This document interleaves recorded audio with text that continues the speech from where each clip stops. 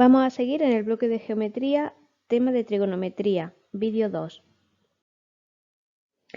En la siguiente diapositiva vamos a definir las razones trigonométricas de un ángulo agudo. Para esto nos basamos en un triángulo rectángulo.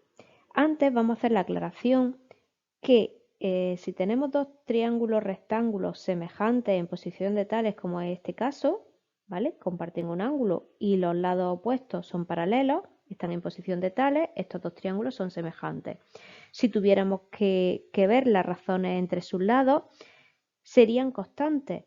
No importaría que lo hiciésemos para el triángulo pequeño o para el triángulo grande.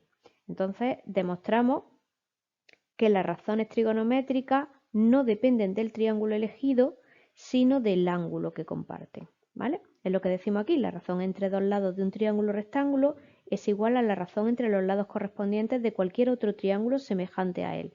Por tanto, las razones trigonométricas de un ángulo agudo no dependen del triángulo, solo del ángulo. Bueno, definamos entonces las razones trigonométricas de un ángulo agudo. Observamos el ángulo situado en un triángulo rectángulo. Estaríamos hablando del ángulo alfa. Se define el seno de alfa como la relación existente entre el cateto opuesto y la hipotenusa.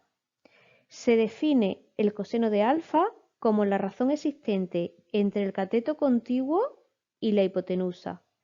Y finalmente se define la tangente de alfa como la razón que existe entre el seno de alfa y el coseno de alfa. Si vemos esta fracción entre esta fracción, la hipotenusa se simplificaría y nos quedaría la tangente de alfa como el cateto opuesto entre el cateto contiguo. Luego tendríamos las razones trigonométricas inversas. Se define la cosecante como la inversa del seno. Se define la secante como la inversa del coseno. Y se define la cotangente como la inversa de la tangente. Para representar ángulos se puede utilizar la circunferencia goniométrica. Es una circunferencia con centro en el origen de coordenadas y radio la unidad. Esta circunferencia, la ventaja que tiene es que si tenemos que estudiar el ángulo alfa, la hipotenusa nos queda igual a 1, con lo que tendríamos las razones trigonométricas definidas de la siguiente manera.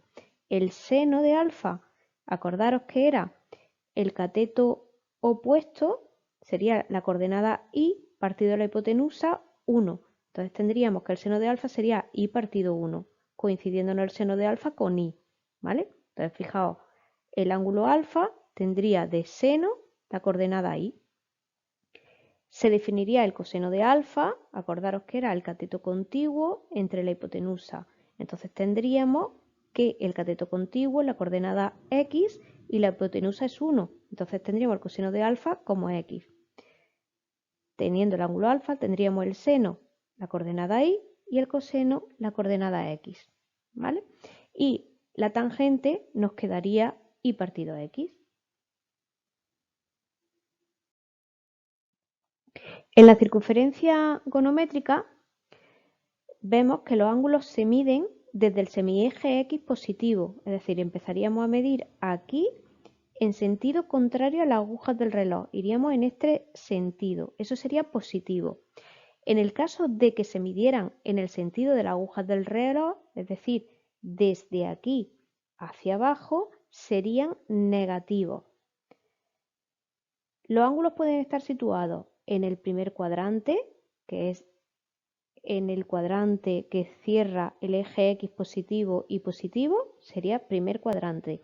El segundo cuadrante sería el semieje Y positivo, semieje X negativo. Eso sería el segundo cuadrante. El tercer cuadrante estaríamos hablando del semieje X negativo, semieje Y negativo. Tercer cuadrante. Y el cuarto cuadrante, semieje X positivo, semieje Y negativo. Eso sería el cuarto cuadrante. He puesto un ejemplo señalando este ángulo negro del primer cuadrante. Fijaos que he marcado el ángulo aquí. Esto sería un ángulo positivo. En cambio, el azul, que podría haberlo dibujado así para que fuera positivo, lo he puesto aquí, ¿vale? Y entonces queda que ese ángulo es negativo, ¿vale?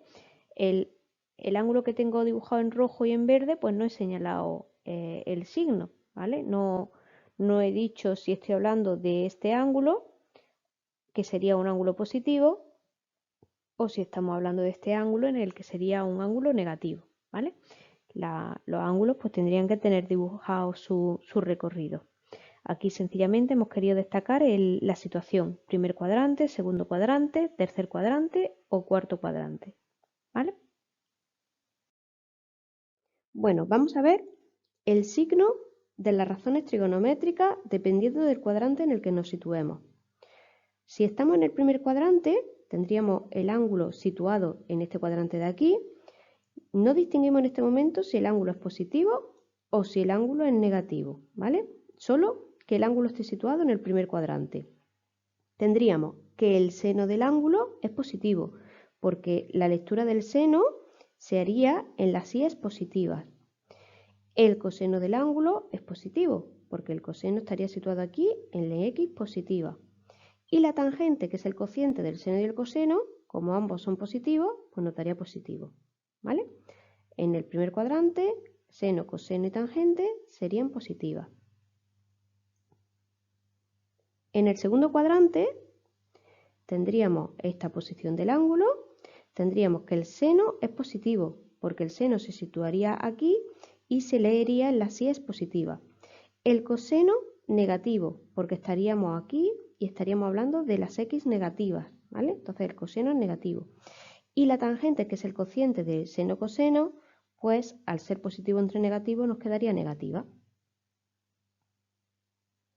Si nos encontráramos en el tercer cuadrante, esta situación, tendríamos el seno negativo, porque el seno estaríamos hablando de esta posición, se leería en la síes negativa.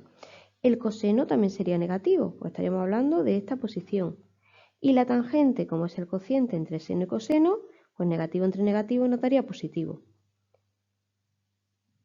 Si la situación fuese el cuarto cuadrante, estaríamos aquí, seno de alfa negativo. El seno estaríamos aquí, lectura en la síes negativa. El coseno de alfa, estaríamos hablando de esta posición, tendríamos un coseno positivo. Y la razón entre el seno y el coseno, que es la tangente, sería negativo entre positivo, negativo.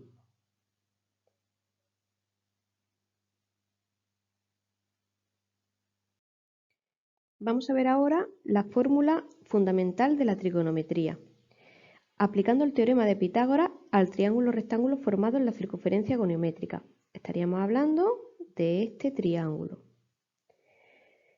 Teníamos definidas las razones trigonométricas. El seno de alfa nos quedaba como la coordenada y el coseno de alfa como la coordenada x. Entonces tendríamos que esto sería el seno de alfa y que esto sería el coseno de alfa. Bueno, pues si aplicamos el teorema de Pitágoras, porque aquí se forma un triángulo rectángulo donde seno y coseno son los catetos y el radio es la hipotenusa, ¿verdad? Pues tendríamos que el seno al cuadrado, el cateto al cuadrado, más el otro cateto al cuadrado, que es el coseno al cuadrado, es igual a 1, ¿vale? Se nos quedaría esta relación. Y esta relación se conoce como la fórmula fundamental de la trigonometría. Seno cuadrado de alfa más coseno cuadrado de alfa es igual a 1. Y se cumple para cualquier ángulo. No es necesario que esté en la circunferencia goniométrica, es decir, no es necesario que la hipotenusa sea 1. Ya vimos que por la semejanza de triángulos las razones no dependen del triángulo, depende solo del ángulo.